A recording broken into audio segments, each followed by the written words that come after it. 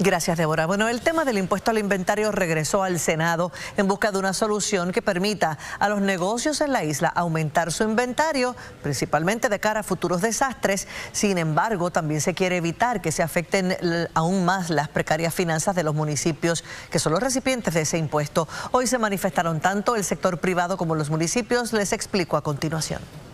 Un reclamo de balance fue lo que surgió de prácticamente todos los deponentes durante la audiencia en la que se discutió la congelación del impuesto al inventario como un primer paso para la eliminación de esa carga contributiva. Ese impuesto impide a los negocios adquirir una mayor cantidad de mercancía y de inventario para enfrentar emergencias, desastres o incluso la crisis tarifaria. Como Puerto Rico de alguna forma disuade que las empresas puedan tomar ese tipo de medida que en última instancia redunda en mejores precios, en ahorrar en este caso los aranceles, pero sobre todo tener inventario para momentos de emergencia. Organizaciones del sector privado han insistido por años en la necesidad de eliminar ese impuesto que al final del día pagan los consumidores. Es compromiso de la administración de Jennifer González para empezar congelar el impuesto, de tal forma que los negocios puedan adquirir más inventario sin necesariamente pagar más.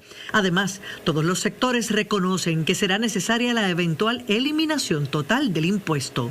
Pero la preocupación de los municipios va más allá de los alrededor de 300 millones de dólares que pudiera representar la eliminación del impuesto al inventario. Ellos reclaman la eliminación del fondo de equiparación y también las imposiciones del gobierno central que rondan los 400 millones de dólares. Así que para ellos la necesidad real está en alrededor de 800 millones de dólares. Los municipios presentan como alternativa que se les alivie la carga de las aportaciones que realizan en la actualidad. Nosotros aportamos PHU, que son las aportaciones de retiro. Quien quebró el retiro fue el gobierno de Puerto Rico, no fueron los gobiernos municipales. Año tras año tenemos que aportar 165 millones. Empezamos en el 2021 y ahora en el 2026 160 millones. Cuando hablamos de ACES, esto es la reforma de salud.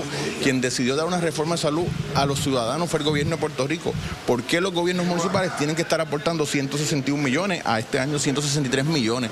Y así el Fondo de Redención. El Fondo de Redención no es otra cosa que una aportación a la deuda de Puerto Rico. Hernández dejó claro que de todas formas el impuesto deberá ser sustituido por alguna otra fuente de ingreso. ¿Irán a buscar únicamente lo que se va a dejar de recibir por concepto o lo que se dejaría o la totalidad del fondo de equiparación? Excelente pregunta. No podemos hacer eso porque si lo hiciéramos así, Selimán, y tu pregunta es extraordinaria, estaríamos cayendo de nuevo más adelante en el problema de que no nos da.